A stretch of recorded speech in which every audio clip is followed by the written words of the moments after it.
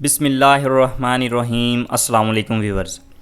رحمت للعالمین حضرت محمد صلی اللہ علیہ وآلہ وسلم کی ولادت مکہ مکرمہ میں ربیع الاول 571 عیسوی یعنی عام الفیل والے سال میں ہوئی۔ ابن سعد کی روایت ہے کہ حضور کی والدہ نے فرمایا کہ جب حضرت محمد صلی اللہ علیہ وآلہ وسلم کی پیدائش ہوئی تو میرے جسم سے ایک نور نکلا جسے ملک شام کے محلات روشن ہو گئے۔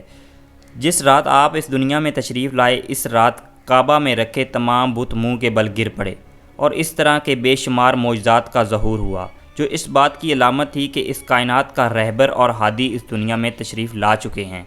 جب حضور کی پیدائش کی خبر آپ کے دادا حضرت عبد المطلب کو ہوئی تو آپ تشریف لائے اور پوتے کو گود میں لیا تو آنکھ بھر آئی اور مرحوم بیٹے عبداللہ کی یاد آ گئی۔ دراصل آپ صلی اللہ علیہ وآلہ وسلم کی پیدائش سے قبل ہی آپ کے والد عبداللہ وفات پا چکے تھے۔ جناب عبد المطلب حضور کو خانہ کعبہ میں لے گئے اور اللہ سے ہر قسم کے فتنہ اور شر سے محفوظ رکھنے کی دعا کی۔ جناب حضرت عبد المطلب نے آپ کا نام محمد رکھا۔ حضور صلی اللہ علیہ وآلہ وسلم نے 3 دن تک اپنی والدہ بی بی آمنہ کا دودھ پیا اور پھر ابو لہب کی باندی صوبیہ نے آپ کو دودھ پلایا۔ عربوں میں روایت تھا کہ پرورش کے لیے شیرخوار بچے کو دیہات میں بھیج دیا جاتا تاکہ دیہات کے صاف آب و ہوا اور قدرتی غذا کے ذریعے ان کی اچھی طرح پرورش ہو۔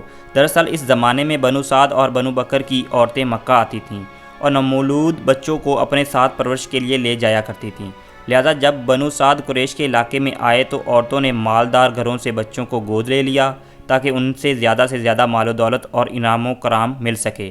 لیکن جب ان عورتوں نے بی بی آمنہ کے لال کو دیکھا تو یہ پتہ چلا کہ یہ بچہ یتیم ہے، تو مال نہ ملنے کی امید سے آپ صلی اللہ علیہ وآلہ وسلم کو کسی نے بھی گود لینے سے انکار کر دیا۔ انہی عورتوں میں دائی حلیمہ بھی تھی جو نہایت ہی غریب خاتون تھی۔ ان کی اونٹنی بھی لاغر تھی۔ جب حلیمہ سعدیہ کی نظر حضور اکرم صلی اللہ علیہ وآلہ وسلم پر پڑی تو محبت کا ٹھانٹے مارتا سمندر ان کے سینے میں موزن ہو گیا۔ لہٰذا بی بی حلیمہ نے آپ صلی اللہ علیہ وآلہ وسلم کو گود لیا اور اپنے قبیلے کی طرف چل پڑیں۔ محمد صلی اللہ علیہ وآلہ وسلم کی گود میں آتے ہی برکتوں کا ظہور شروع ہو گیا۔ بی بی حلیمہ کی اونٹنی جو نہایت ہی کمزور تھی اس کے تھن دودھ سے بھر گئے۔ جب قافلہ کچھ دور پہنچا تو اونٹنی خوشی خوشی قافلے سے آگے چلی جا رہی تھی۔ اس پر قافلے والوں نے پوچھا، اے حلیمہ کیا یہ تیری ہی اونٹنی ہے یا کوئی اور ہے؟ حلیمہ سعدیہ کے شوہر حارث نے بھی یہ سب محسوس کر کے اپنی زوجہ سے کہنے لگے، حلیمہ یہ تو بہت برکت والا بچہ ہے۔ حلیمہ سعدیہ نے کہا، واقعی مجھے بھی یہی امید ہے کہ یہ نہایت ہی برکت بابرکت بچہ ہے اور خدا کی رحمت بن کر ہم کو ملا ہے۔ جب بی بی حلیمہ سعدیہ قافلے کے ساتھ اپنے گاؤں پہنچی تو وہاں سخت قحط پڑا ہوا تھا۔ تمام جانور کے تھن میں دودھ سوکھ چکے تھے، لیکن حضور اکرم صلی اللہ علیہ وآلہ وسلم کو لے کر جب بی بی حلیمہ اپنے گھر میں تشریف لائیں تو بکریوں کے تھن دودھ سے بھر گئے۔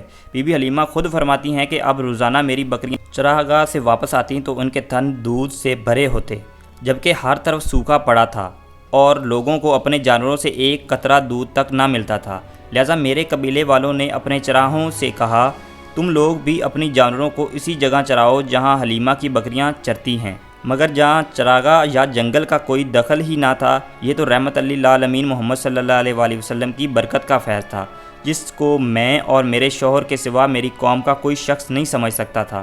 حضور اکرم صلی اللہ علیہ وآلہ وسلم کے آنے کے بعد سے اللہ کی طرف سے بی بی حلیمہ کو مسلسل اضافے اور خیر و برکت کا مشاہدہ کرتی رہیں۔ حضور کی ابتدائی 2 سال حلیمہ سعدیہ اور ان کے شوہر حارث کے گود میں گزرے۔ 2 سال کا عرصہ گزر جانے کے بعد نبی صلی اللہ علیہ وآلہ وسلم کی نشو و نما اور تندرستی کا حال دوسرے بچوں سے اتنا اچھا تھا کہ 2 سال میں ہی آپ خوب اچھے بڑے معلوم ہونے لگے تھے۔ حضور اعلیٰ صفات و خوبیوں کی بنا پر بچپن سے ہی باقی بچوں سے جدا دکھائی دیتے تھے۔ آپ نہایت ہی سنجیدہ مزاج اور غور و فکر کرنے والے ذہن کے مالک تھے۔ جب حلیمہ سعدیہ کے بیٹے حضور کو اپنے ساتھ جنگل لے جاتے اور بکریاں چرایا کرتے تو واپس آ کر بی بی حلیمہ کو بتاتے کہ اے امی جان، محمد بڑی شان والے ہیں، جس وادی میں جاتے ہیں ہرا بھرا ہو جاتا ہے، دھوپ میں ایک بادل ان پر سایہ کرتا رہتا ہے، ریت پر اب ان کے قدم کا نشان تک نہیں پڑتا اور جنگل کے جانور محمد کے قدم چومتے ہیں۔ ایک روز آپ صلی اللہ علیہ وآلہ وسلم کے دودھ شریک بھائی دوڑتے ہوئے حلیمہ سعدیہ کے پاس آئے اور بتایا کہ 2 آدمیوں نے محمد کا پیٹ چاک کر دیا ہے۔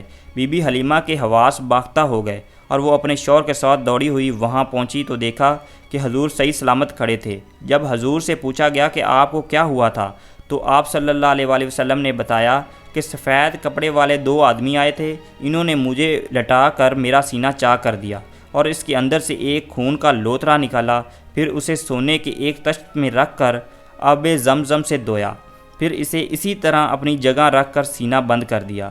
یہ سن کر بی بی حلیمہ بہت گھبرا گئیں اور حضور کو واپس مکہ لے جانے کا ارادہ کیا۔ لہٰذا جب نبی کریم صلی اللہ علیہ وسلم کی عمر 4 یا 5 برس کی ہوئی تو حلیمہ سعدیہ آپ کو مکہ واپس لے آئیں اور آپ کی والدہ بی بی آمنہ کے سپرد کر دیا۔ یہاں حضرت ایمن جو آپ کے والد ماجد کی باندی تھیں، حضور کی پروری اور خدمت گزاری میں مصروف رہنے لگیں۔ ایمن ہی حضور کو کھانا کھلاتیں، کپڑے پہناتیں، کپڑے دھوتیں اور تمام ضروریات کا خیال رکھا کرتی تھیں۔ رسول اکرم صلی اللہ علیہ وسلم ایمن کی محبت اور خدمات کو ہمیشہ یاد کیا کرتے تھے۔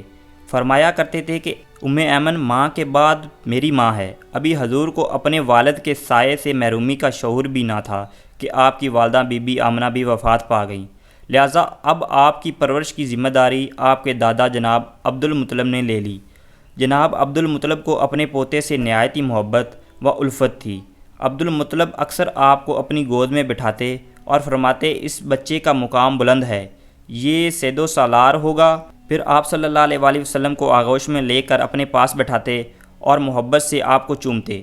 جب حضور کی عمر 8 برس کی تھی تو ایک دن اپنے دادا کی چارپائی کے پاس بیٹھ کر زار و قطار رونے لگے، کیونکہ اس یتیم پوتے کے سرپرست اور واحد سہارا عبد المطلب کی بھی وفات ہو گئی تھی۔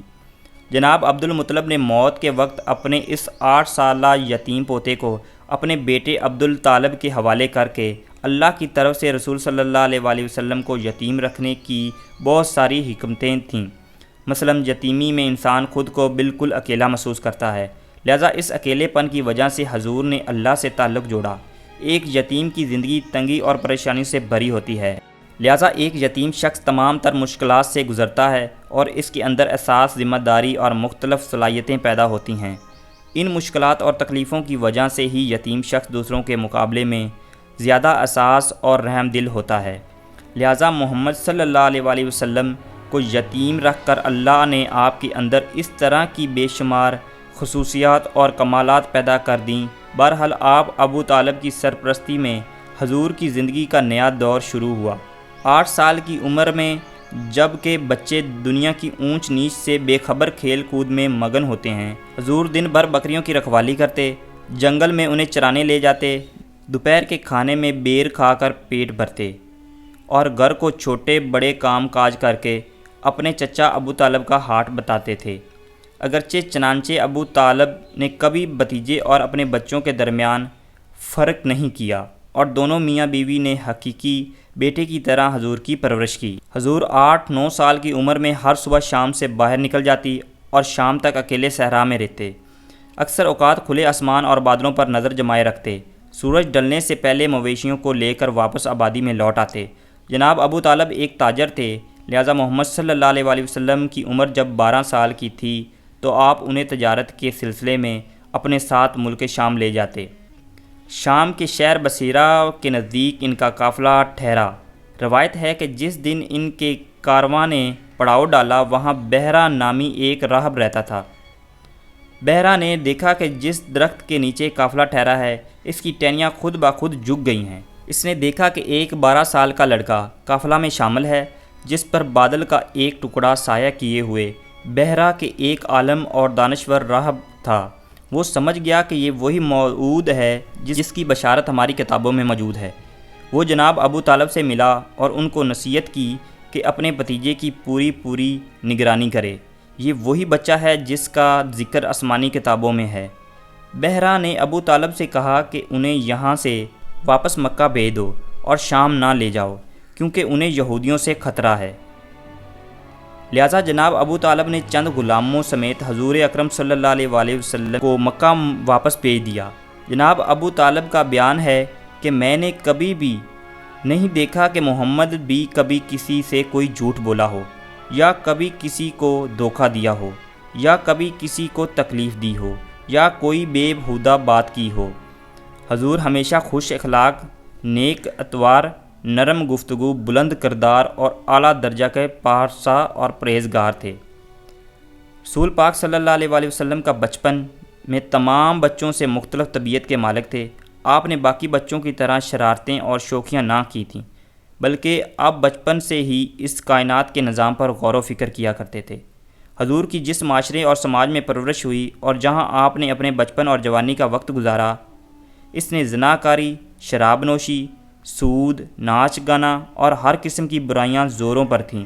ایسے معاشرے میں تمام تر برائیوں سے محفوظ رہنا اور کسی معمولی سے معمولی برے عمل سے اپنی سیرت کو داغدار نہ ہونے دیا، یہ ایک غیر معمولی بات ہے۔ فرینڈز، اگر آپ کو میری ویڈیو پسند آئی تو پلیز ویڈیو کو لائک کریں اور ویڈیو کے کمنٹ سیکشن میں ماشاءاللہ لکھ کے ہمیں سپورٹ کریں۔ ملتے ہیں نیکسٹ ویڈیو میں۔ اللہ حافظ۔